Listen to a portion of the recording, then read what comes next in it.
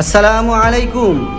একজন ভাই আমাকে কমেন্ট করেছে যে ভাই আপনি আর ভিডিও আপলোড করছেন না, কি ব্যাপার? হ্যাঁ ভাই, আমি ভিডিও আপলোড করা ছেড়ে দিয়েছি, কারণ আমি এই চ্যানেলটা খুলেছিলাম যে আমার মুসলমান ভাই যারা দিনের মধ্যে নেই, বেরিয়ে আছে, তাদেরকে আমি দিনটা পৌঁছে দেবো, সঠিক ধর্মটা বোঝাবো। এবং যারা আল্লাহকে গালি দেয় এবং দিন ইসলামের ব্যাপারে যা মুখে আসে তাই বলে দেয়, তারা কিছুই বুঝে না ইসলামের ব্যাপারে, অথচ কোরআনের ওপর পা রেখে কোরআনকে জ্বালিয়ে দেয়, যে কোনো বিষয়ে ইসলামের ওপর টার্গেট করে, তাদেরকে আমি সঠিক দিনটা বুঝাবো এবং তার জবাবটা আমি তাকে দিব। তো এটাই ভেবেছিলাম।